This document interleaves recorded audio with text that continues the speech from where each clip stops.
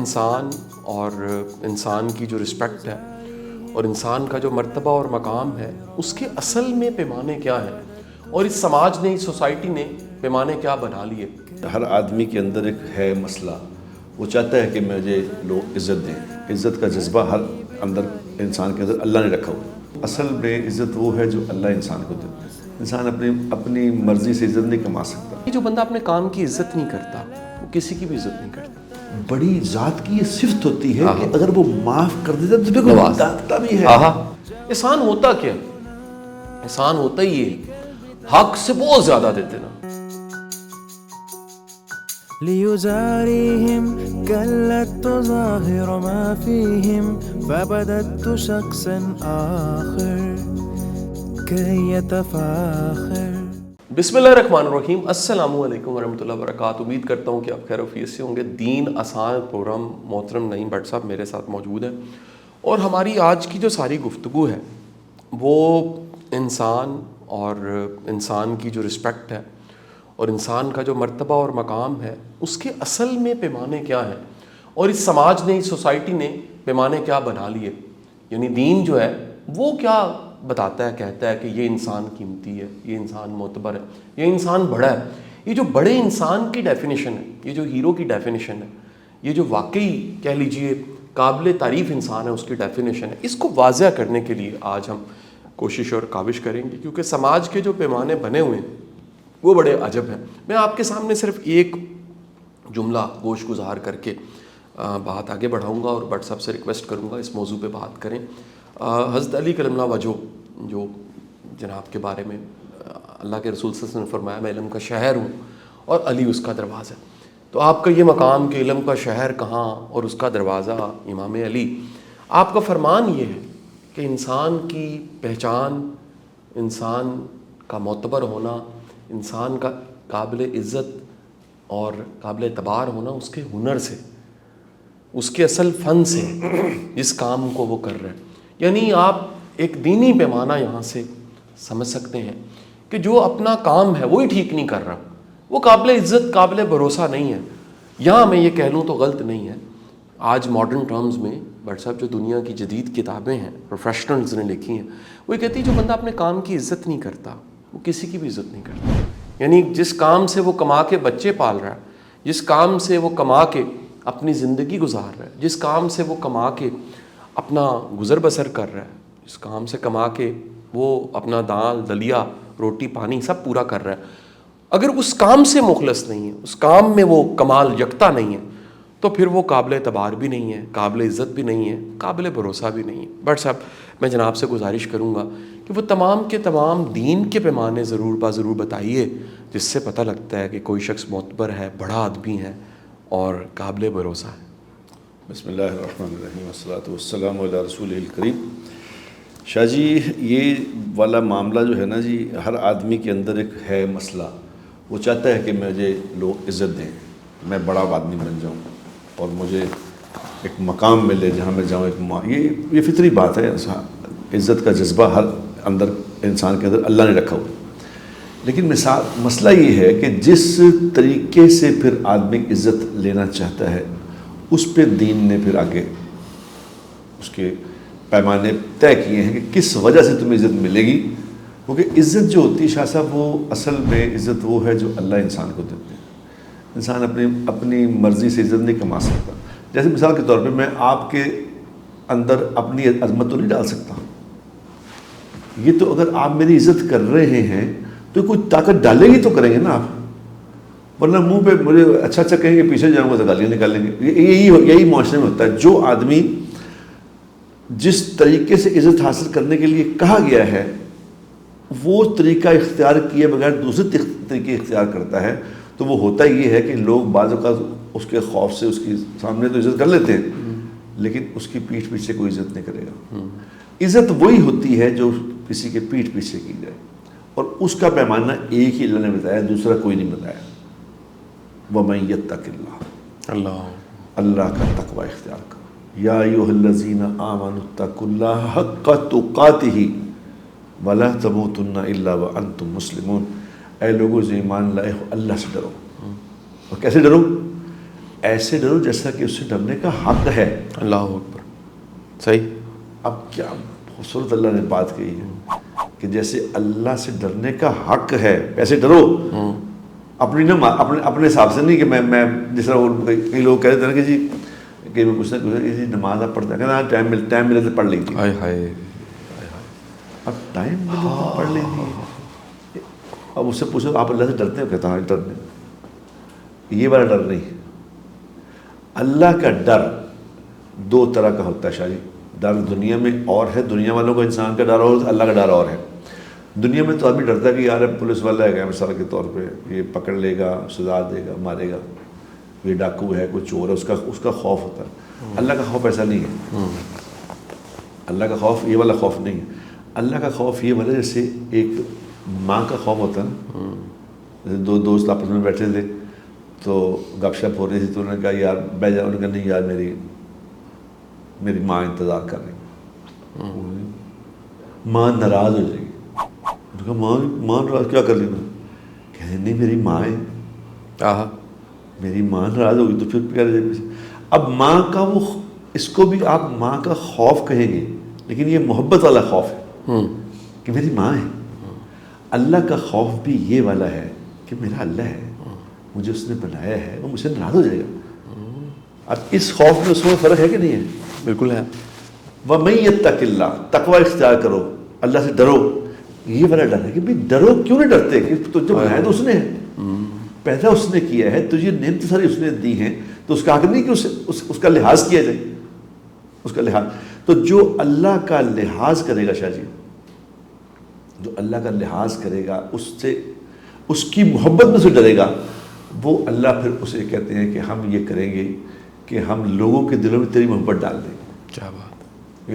حدیث میں آتا ہے یہ بات. حدیث میں آتا ہے جس سے اللہ محبت کرتے ہیں, جس اللہ محبت کرتے ہیں تو اللہ آسمان والوں کو کہتے ہیں کہ اللہ فلاں آدمی سے محبت کرتا ہے, اور ان کو کہتے ہیں تم بھی اس سے محبت کرو.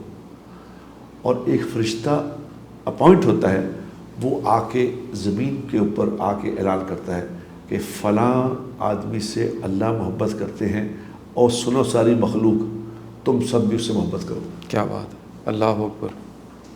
اور وہ محبت پھر اللہ لوگوں کے دلوں میں ڈال دیتا ہے, اور وہ محبت پھر وہ ہوتی ہے کہ وہ لوگ اس کا نام لے کے منہ مٹھا ہو جاتا ہے. کیا بات ہے, کیا بات. تذکرہ کر کے, بات کر کے. اچھا میں بڑا صاحب حیران ہوتا ہوں کہ دنیا کی ساری عقل وزڈم, جب وہ ساری عقل وزڈم چل کے بارگاہ رسالت میں جاتی ہے نا, تو وہ ایسے بونی ہو کے بیٹھ جاتی ہے, کیونکہ حضور کی بات جو ہے سرکار دو عالم صلی اللہ علیہ وسلم کی باتوں کی بات, کیا بات ہے. یعنی آج دنیا کی جتنی اخلاقیات پہ کتابیں ہیں ان کا کرکس نچوڑ کے اس میں سے جو عطر نکلے گا, ایسنس نکلے گا, وہ ایک حدیث کا مقابلہ نہیں کر سکتے. نہیں کر سکتے, بے شک نہیں. اب میں آپ کے سامنے ایک حدیث پیش کرنا چاہوں گا. مفہوم حدیث یہ ہے کہ تم میں سے بہتر انسان وہ ہے جس کا اخلاق بہترین ہے. یعنی انسان سارے کھڑے ہیں, 7 ارب انسانوں کا ڈھیر لگا ہوا, اور اس میں سے ایک انسان فرض کیجئے جو ان سے بہتر ہے, جس کا اس سے کو بہتر ہے تو اسے اخلاق میں بہتر ہونا پڑے گا, پھر اس سے اگلے درجے پہ جانا ہے تو اس سے تو دنیا کے سارے انسان ازل تا ابد جو آئے ان میں سب سے بہترین اخلاق تو میرے نبی کا ہے. بے شک. یعنی انسانوں میں بہترین انسان, یعنی تمام مخلوقات کو اشرف المخلوقات کہا گیا. ہماری جو انسانوں کی مخلوق ہے اس ساری مخلوقات سے افضل مخلوق کہا گیا, اور اس میں غور کیجئے اشرف تو حضور کی ذات گرامی, سب سے قیمتی تو حضور کی, اور آپ خود کہہ لیجئے مثالی اخلاق کی ہیں. آپ جیسا اخلاق دنیا میں کہیں نہیں ہے. آپ نے ہر آپ کا عمل اور کرائٹیریا بنا دیا کہ اگر آپ نے ماپنا ہے کہ کون شخص ہے جو دوسرے انسانوں سے بہتر ہے, اس کا اخلاق کتنا بہترین ہے.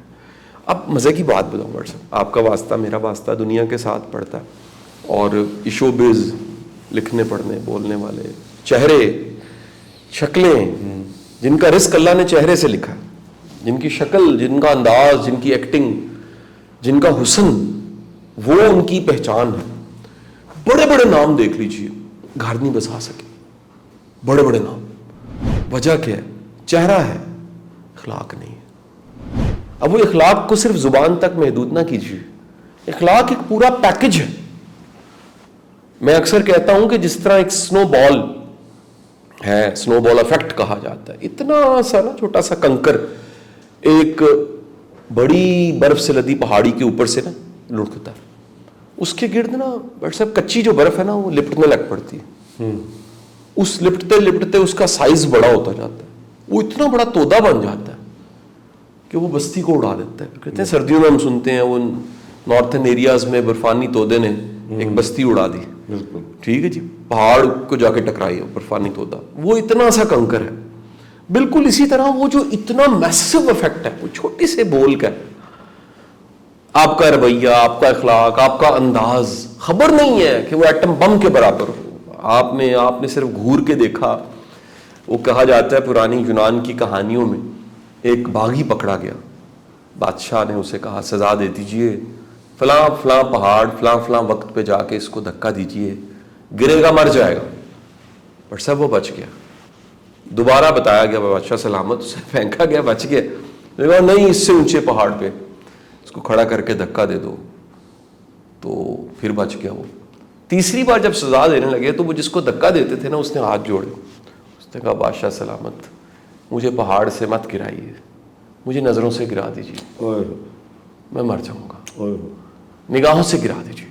تو خبر نہیں کسی کا انداز, کسی کا رویہ, کسی کے دو جملے, کسی کی گھوری, کسی کے بھنوروں کا انداز, کسی کے فیشل ایکسپریشن, کسی کا اگنور کرنا, کسی کا ٹونٹ, کسی کا طنز, کسی کا ترش جملہ, کسی کی کونی مارنا, کسی کا کن اکھیوں میں کسی کو کچھ طنز سے کہنا, کسی کے لیے برابر موت ہو, موت سے کم نہ ہو.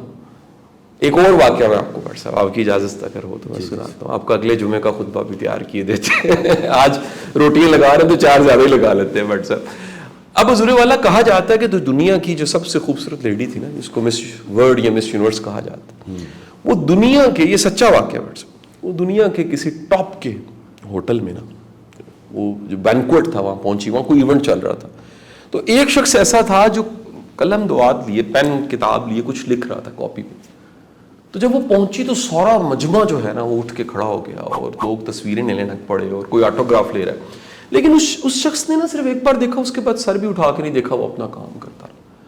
تو وہ محترمہ اس نظر انداز کرنے کو اس نے دیکھ لیا, مس ورلڈ, خوبصورتی کی انتہا, جہاں ساری دنیا جو ہے اس کو سراہ رہی ہے, اور ایک شخص ایسا ہے جو اگنور کیے بیٹھا ہے. وہ آخر کار جب وہ تقریب ختم ہو رہی تھی اس کے پاس گئی اور جا کے اس سے بات کی کہ بات سن. پھر دیکھا ہوں کیا, اور پھر دھیان اپنی طرف وہ دینا شروع کر دیا کچھ لکھتے لکھتے. اس نے دوبارہ کہا تو یہ اس نے کہا جی جائیے, مجھے آپ سے بات ہی نہیں کرنی. اس صورت سے رہا نہ گیا, اس نے باقاعدہ ایک چپت اس کے چہرے پہ لگا دی. اس نے وہ ورقہ اٹھا کے آگے کر دیا, اس پہ لکھا تھا کہ میں نے فقط اس کو اگنور کرنے کی سزا دی ہے, اور یہ اگنور کرنے کی سزا کو برداشت نہیں کر سکتا. بعض اوقات ہمارا اگنور کرنا کسی کے لیے موت بن جاتا ہے. تو یہ اخلاق کے کیسے کیسے درجے ہیں, کیا کیا مدارج ہیں, میں جاننا چاہوں گا بٹ صاحب. آپ ضرور سننے والوں کو بتائیے کہ اخلاق کے کیا کیا مدارج ہیں جن سے بندہ قیمتی بنتا ہے, جن سے بندہ معتبر ہوتا ہے, جن سے اللہ کی بارگاہ میں کسی کی عیب جوئی, کسی کی پردہ پوشی, کسی کو محبت سے دیکھ لینا, ان کے کیا مراتب. شاہ جی ابھی آپ نے جو حدیث پاک بیان کی تھی اس میں ایک حدیث یہ بھی ہے کہ کل قیامت والے دن میرے سب سے زیادہ قریب وہ ہوگا جس کا مفہوم ہے جس کے اخلاق اچھے. اب یہ وہی آدمی ریئلائز کر سکتا ہے جس کو پتہ ہو کہ حضور کے قریب ہونے کا کیا مقصد ہے. حضور کی ذات, جو حضور کی ذات کو جانتا ہے صلی اللہ علیہ وسلم, اس کو پتہ ہوگا کہ میں سچی بات یہ, میں آپ کو شاہ جی بتاؤں کہ ہم تو اللہ کے نبی کو ایسے بس نام سے ہی جانتے ہیں, اللہ کے نبی کا مقام نہیں جانتے, اور اللہ کے نبی کی ذات کو جانتے نہیں ہیں. اگر جانتے ہوتے اس کی نشانی ہے, پھر یہ نہ کرتے کہ نبی نے اس بات سے منع کیا وہی کر رہے ہوتے. ہائے ہائے, ایسا تھوڑی ہو سکتا. ایک صحابی سے اللہ کے رسول بہت خوش ہو گئے, اس نے کوئی خدمت کی, آپ خوش ہو گئے. اب جب خوش ہو گئے تو آپ نے اسے فرمایا مانگ کیا مانگ. اس نے کہا جی مانگو جو مرضی مانگ. اب اس نے کہا کہ اللہ کے رسول کہہ رہے مانگو کیا مانگتے. تو یہ ایسی بات تو ہے نہیں کہ دنیا کا وہ بادشاہ جس کو میں کوئی چیز مانگوں گا یہ تو میرے پاس نہیں, وہ اور مانگ لے. اب میں دوسری دنیا کا کوئی بادشاہ کہیں مانگ, کیا بات ہے, تو میں اسے کہوں گا مجھے یہ دے دو, تو کوئی کہتے میرے پاس کیا کہنے, کیا ہی کہنے, یہ تو میرے بس میں نہیں. جی میں کہا یہ ان کے تو بس میں سب کچھ ہے, یہ تو دے دیں گے. تو اس نے کہا یا رسول اللہ میں ذرا مشورہ کر کے بتاؤں آپ کو. ہاں ہاں ہاں میں مشورہ کرتا ہوں. وہ گیا اپنی بیوی سے کسی سے مشورہ, دوست سے مشورہ کر کے آئے. مشورہ کر کے آ کے اس نے کہا کہ جی اب یہ بات تو پکی ہے نا جی, آپ نے جو فرمایا ہے آپ نے میں پکی ہے مانگ. تو اس نے کہا جی میں پھر جنت میں آپ کا ساتھ چاہتا ہوں. آہا, اللہ اکبر, اللہ اکبر, اللہ اکبر. ہو کیا کہنا ہے. اب یہ چونکہ اس کو حضور کی ذات کا بھی ادراک تھا اور حضور کی صحبت کا بھی ادراک تھا کہ حضور کی صحبت کیا چیز ہے, اس کے ساتھ رہنا کیا ہے. اب حضور اکرم صلی اللہ علیہ وسلم نے چونکہ وعدہ فرما لیا تھا کہ بھئی تم مانگ کیا مانگتا, جو مانگے گا ملے گا. لیکن ایک چیز اس میں حضور نے ایڈ کی جو ہمارے اور قیامت تک کے آنے والے انسانوں کے لیے ایڈ کی. ورنہ آپ فرما سکتے تھے کہ ڈن ہو گیا, ہو گیا بس ٹھیک ہو گیا. نہیں, ہمیں سمجھانے کے لیے حضور نے کہا اچھا اگر تو جنت میں میرا ساتھ چاہتا ہے, اگر ساتھ چاہتا ہے تو میری مدد کری سجدوں سے. اللہ اکبر. یعنی دنیا میں سجدے لمبے کر کے آئیں میرے پاس. کیا بات ہے جی, ویلا نہ جی, کیا بات, یعنی کچھ کر کے آئیں, کیا بات, کچھ کر کے آئیں. اور دنیا میں شاہ جی کرنے کا جو کام ہے نا, فرائض کے بعد جو کرنے کا کام ہے وہ میٹھا بول ہے. بہت ہی اعلیٰ, بہت اعلیٰ جی, ماشاء اللہ. میٹھا بول اگر بولنا آپ, اچھا میٹھا بول خود بخود نہیں آتا, میٹھا بول سیکھنا پڑتا ہے, سیکھنا پڑتا ہے. اور اس کے لیے سنگت صحبت بھی چاہیے, خود بخود نہیں آتا. ایسے لوگوں کا ساتھ چاہیے جو میٹھا بول بولنے والے ہوں, جن کے اخلاق اچھے. کیونکہ حضور اکرم صلی اللہ علیہ وسلم نے جو بھی عمل کیا اللہ تعالیٰ نے اس کے بارے میں قرآن میں یہ فرمایا کہ میرے نبی اس کی تعریف بھی کی, کا کام کیا کر. حضور اکرم صلی اللہ علیہ وسلم نے جب نمازوں میں لمبی نماز پڑھنی شروع کی, جب پاؤں میں ورم آ گئے تو اللہ نے کہا میرے حبیب یا ایھا المزمل قم اللیل الا قلیلا, تھوڑا کم کر لے. اللہ اکبر, اللہ, اتنا نہ تھک کہ تیرے پاؤں میں ورم ہی آ جائے. پھر حضور اکرم صلی اللہ علیہ وسلم نے جب تبلیغ میں بہت زیادہ محنت کی اور بہت زیادہ محنت کی, اس قدر محنت کی کہ آپ اپنا رو رو کے برا حال کر لیا, تو اللہ نے کہا کہ اے میرے حبیب اتنا نہ لوگوں پہ تھک کہ تم تیری جان پہ ہی مسئلہ بن جائے, اتنا نہ کر. صحیح. لیکن جب حضور اکرم صلی اللہ علیہ وسلم نے اچھے اخلاق دکھائے, جب زیادتیاں کرنے والوں کو معاف کیا, جب ظلم کرنے والوں پہ رحم کیا, جنہوں نے کوئی کسر نہیں چھوڑی تھی حضور اکرم صلی اللہ علیہ وسلم کو تکلیف پہنچانے میں, جب آپ نے فرمایا کہ میں نے معاف کیا, اس پہ اللہ نے کہا کہ اے میرے حبیب تیرے اخلاق بڑے اونچے. اللہ اکبر, اللہ اکبر. اخلاق پہ کہا کہ اور ہونے چاہیے. واہ واہ, کیا بات. معافی کے ساتھ جوڑا اس کو, معافی, بہت اعلیٰ, بہت اعلیٰ. اب اچھے اخلاق کی جو سپرلیٹو ڈگری ہے جی جی, وہ معاف کرنا ہے. بہت ہی اعلیٰ جی. اچھا ایک میں نیکسٹ لیول بتاؤں آپ سر, اس سے بھی نیکسٹ لیول بتاؤں جی پلیز, جو میں سمجھ پایا ہوں, مطلب میں نے تھوڑی سی جو تحقیق کی, جو خالصتاً اللہ کا رستہ ہے نا, یعنی آپ دیکھیے ایک ہے شریعت جو کہ ایک سب کے لیے نا جی, کچھ ایسے مقام ہیں سیرت میں جہاں پر عقل دھنگ رہ جاتی ہے, یعنی بندہ حیران ہو جاتا ہے. اور اس میں ایک بڑا اہم نقطہ اور مقام یہ ہے کہ حضور نے وہ لوگ جو کہہ لیجئے جانی دشمن تھے, یعنی جنہوں نے ہر طرح کا جو کیا جا سکتا ہے بد سے برا وہ کوشش کر دی, مکہ کے ادوار میں سارے, ہجرت سے پہلے اور بعد کے ادوار میں بھی جو کچھ وہ سازشیں کرتے رہے, آپ نے نہ صرف انہیں معاف کیا بلکہ ان پہ احسان کیا, جو نیکسٹ لیول ہے.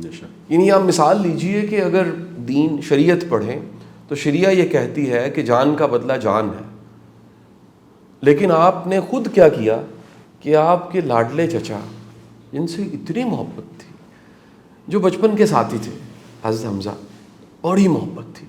آپ کبھی وہ واقعات نکال کے دیکھیے کہ کیسے وہ ہم جولی تھے, کیسا ساتھ تھا. لاڈلے چچا, ان کو شہید کر کے کلیجہ چبانے والے ہندا معاف فرمایا. ہاں ایک کہا, ایک بات کہہ دی, میرے سامنے نہ آیا کرو. جب تم سامنے آتی ہو مجھے چچا یاد آ جاتے ہیں. یعنی اگلا لیول دیکھیے, ابو سفیان, بعد میں حضرت ابو سفیان, ان کے گھر کو مکہ فتح کرنے کے بعد جائے پناہ قرار دے دیا. آپ لیول ذرا دیکھیے.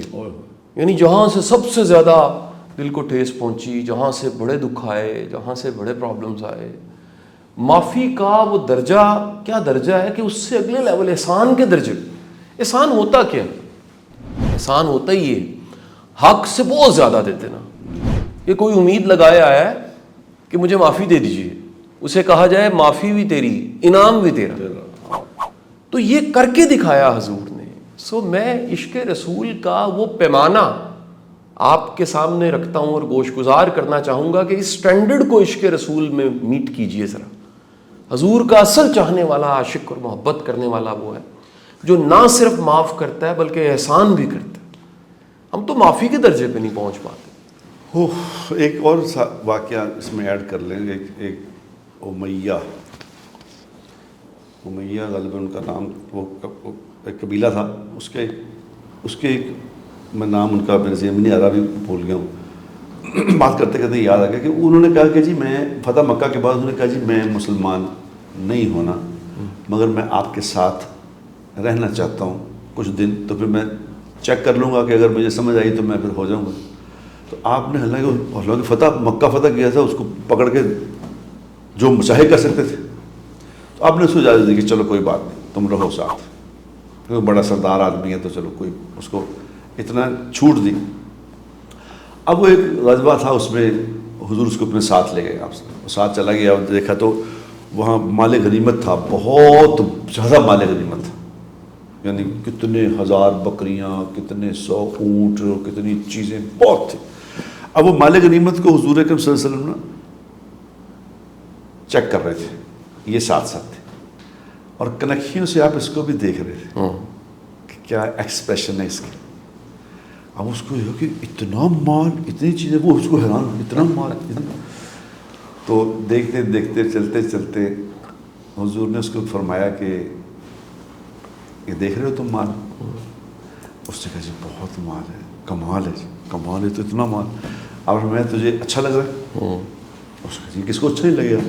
آپ نے فرمایا سارا تیری نظر, اللہ اکبر, سب تیرا, اللہ اکبر, اللہ اکبر, سب کچھ ہی تیرا. آہا آہا. اس پہ اس نے کہا جی پڑھائیں کلمہ. آئے کیا کہ کہنے, یہ سخاوت کیا کہنے, اور یہ کیا اخلاق کہنے, کیا کہنے, کیا کسی کہنے, عام انسان کے نہیں ہو سکتے, کیا کہنے, کیا کہنے. یہ نبی کے ہی ہو سکتے. واہ جی واہ, سبحان اللہ. اصل میں جو میں یہ شاہ جی اپنے آپ کو بھی سمجھاتا ہوں, ایک لوگوں کو نہیں سمجھاتا, اپنے آپ کو سمجھاتا ہوں کہ اگر دل میں معاف کرنے کا جذبہ نہیں ہے, کسی نے ظلم زیادتی کر دی ہے, تو ادھر رکھا ہوا ہے, ہاں جی, ادھر رکھا ہوا جا, تو پھر نبی کی سنت نہ سمجھیے. بڑی اعلیٰ بات, صحیح بات.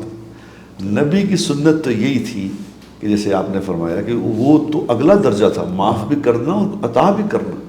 واہ جی واہ. اللہم اغفر لی ورحمنی, یہ 2 سجدوں کے بیٹھے جب سجدے بیٹھتے اس کے اندر دعا ہے کہ اللہم اغفر لی ورحمنی وعافنی ورزقنی. اللہم اغفر لی ورحمنی کا کیا مطلب ہوتا ہے؟ کہ یا اللہ مجھے معاف کر دے اور مجھ پہ رحم فرما. رحم فرمانے کا مطلب کیا ہے؟ رحم فرمانے کا مطلب یہی جو آپ نے فرمایا کہ یا اللہ مجھے معاف کر دے. تو جب آدمی کوئی کسی کو معاف کر دیتا نا, جب اس سے تعلق بہت زیادہ ہو, وہ بڑا آدمی بھی ہو, تو جو اگر اس کو معافی مانگنے کی غلطی ہو معافی دے دے. جب وہ معاف کرتا ہے پھر وہ کہتے ہیں کہ وہ کچھ لاؤ بھی. اللہ کیا کہنے, کیا کہنے. یہ ورحمنی یہ ہے, یا اللہ معاف کر دیا نا, کوئی لاؤ. کیا بات ہے, کیونکہ بڑے آدمی کی صفت ہوتی ہے, بڑی بات ہے, بڑی ذات کی یہ صفت ہوتی ہے کہ اگر وہ معاف کر دیتا تو پھر داتا بھی ہے. آہا کیا کہنے, کیا کہنے, سبحان اللہ, سبحان اللہ. اور یہ صفت چونکہ اللہ نے اپنے حبیب میں کوٹ کوٹ کے بھری تھی, آیا کوٹ کوٹ کے بھری تھی کہ وہ خالی معاف نہیں کرتے تھے. اب دیکھو نا, یہ جو واقعہ آپ نے بتایا ہے, اب ہندا تھی وہ عورت, جو بعد میں رضی اللہ تعالیٰ, جس نے حمزہ رضی اللہ تعالیٰ عنہ کا کلیجہ چبایا تھا, کیونکہ حضور کو حمزہ سے اپنے بڑی محبت تھی. او ہو کیونکہ اتنی محبت تھی کہ حضور جب حمزہ رضی اللہ تعالیٰ عنہ شہید کیے گئے تو اس وقت تک رونا وغیرہ جو ہے نا بیان کرنا ابھی حرام نہیں ہوا تھا. تو جن لوگ جنگ احد میں لوگ شہید ہوئے تھے وہ ساری عورتیں اپنے گھروں میں بیان کر رہی تھیں. تو حضور اکرم صلی اللہ علیہ وسلم نے یہ اعلان فرمایا کہ لوگ اپنے ان پہ پیاروں پہ بیان کر رہے ہیں, میرے چچا پہ کوئی بیان کرنے والا نہیں. جس پہ عورتوں نے آ کے بیان کیے, اتنی محبت حضور کو چچا سے, تو وہ کیا عورت ہوگی کہ جس نے یعنی شہید کا کلیجہ چاک کر کے نکال کے منہ میں, وہ کیا وہ عورت ہوگی, ذرا غور تو کریں. اور حضور کو اس پہ کتنا غصہ ہو کہ تو نے مرے ہوئے کا یہ کیا ساتھ, لاش کے ساتھ یہ کیا, اس کو تو کہنا ہی چاہیے تھا کہ اچھا آ جا کابو ترا کرنا بند. تو حضور نے صرف معاف نہیں کیا, صرف یہ کہا کہ جو ہندا کے گھر چلا جائے اس کی بھی معافی. ابو سفیان کا گھر تھا, ابو سفیان کی جو بیوی تھی, یعنی ریلیٹ کس سے کیا, ریلیٹ یہ کیا کہ جو خانہ کعبہ میں پناہ لے لے اس کی معافی, اور خانہ کعبہ سے ریلیٹ کیا جو ابو سفیان کے گھر میں پناہ لے لے اس کی معافی. کیا نکتہ. یہ عطا کا اس کا کوئی مقابلہ کر سکتے, اس بات میں اس کا مقابلہ ہو نہیں سکتا شاہ جی. یہ وہ باتیں ہیں جو وہ یہ ہم اخلاق ڈسکس کرتے ہیں, آپ بھی ڈسکس کر رہے ہیں, میں ڈسکس کر رہا ہوں, لیکن اس پہ سوچنے والے تو آج چونکہ یہ سوشل میڈیا کا دور ہے نا, تو اچھی باتیں کیا ہے کہ داد لے رہے ہوتے ہیں لوگوں سے. ہاں جی داد لے کے تو مانا جائے گا, آسان ہے نا, اخلاق پہ بات کرنا آسان ہے, اخلاق پہ پورا اترنا تو بڑا مشکل. زیادتی کرنے والوں کو معاف کرنا شاہ جی آسان نہیں ہے, ظلم کرنے والے پہ رحم کرنا آسان نہیں ہے, ساری رات تہجد پڑھنا آسان ہے, روزانہ ایک قرآن ختم کرنا آسان ہے, جو گالی دے اس کو معاف کرنا یہ اوکھا ہے اس سے زیادہ. یہ بہت بڑی گیم ہے. اس لیے بڑی گیم پہ تو کہا نا کہ وہ تم میں سے بہترین وہ ہوگا جس کے اخلاق اچھے. کیوں کہا, یہی اسی بات. بالکل صحیح. اچھا بٹ صاحب, میں آپ کو ایک اور واقعہ آپ سے گوش گزار کرنا چاہوں گا جو بتاتا ہے کہ ایک ماپنے کا یہ بھی پیمانہ. اور پھر یہ جناب علی المرتضیٰ امام علی سے یہ واقعہ منسوب ہے کہ آپ کے پاس کوئی شخص پیش ہوا, اس نے آ کے کہا کہ امام یہ بتائیے کہ اگر ہم نے یہ ماپنا ہے کون کتنا قیمتی ہے, اس کی ورتھ کیا ہے. دیکھیں نا, ہم میٹلز کو پہچانتے ہیں کہ چاندی سے مہنگی چیز سونا ہے, سونے سے مہنگا جو ہے پلاڈیم ہے, اور ہیرا مہنگا ہے. انسانوں کو اگر پرکھنا پڑ جائے کہ کون کتنا قیمتی ہے, جو کیسے پرکھیں ادارے میں, گھر میں, کسی جگہ پہ, تو آپ نے فرمایا جو جتنا ذمہ دار ہے, رسپانسبل ہے, اتنا قیمتی ہے. آج دیکھیے اس پہ تو ہم ویسے پورا پروگرام کر چکے ہیں کہ یہ اگر اس قیمت اور اس پیمانے سے لوگوں کو ماپا جائے تو حیرت ہوتی ہے کہ لوگوں کا اخلاقی معیار, غیر ذمہ داری کہاں پہنچ گئی کہ قیمت ہی کوئی نہیں ان کی رہی, ان کی ورتھ ہی کوئی نہیں رہی. ساتھ ہی ساتھ میں یہ بھی جوڑنا چاہوں گا کہ جو تقویٰ ہے, متقی ہونا ہے, اور صاحب کیونکہ یہ رب اور بندے کا معاملہ ہے, اس کا کوئی گواہ نہیں ہے, یہ بھی ایک چوائس ہے, دنیا کے سامنے دکھاوا نہیں ہے کہ آپ متقی ہو گئے, دنیا کے لیے نہیں ہو, خالصتاً اللہ کے لیے ہوئے. یہ تقویٰ جو خالصتاً اللہ کے لیے کتنا ضروری ہے شاہ جی؟ تقویٰ جو ہے نا اللہ کے لیے ہونا, یہ تقویٰ کا ایسا پروگرام ہے کہ یہ لوگوں کے لیے بھی ہو سکتا ہے کہ میں آپ کے سامنے آ کے ہر وقت ایسی بات کروں کہ جناب شاہ جی بس اللہ اکبر جی, بس اللہ اکبر, بس کیا میں کہوں جی, اللہ. آپ کہیں یار بہت ہے تو بڑے بزرگ آدمی ہیں, ہر وقت اللہ اللہ اللہ کرتے تھے, تو یہ دکھاوا ہوگا. تقویٰ دکھانے کی چیز نہیں ہے.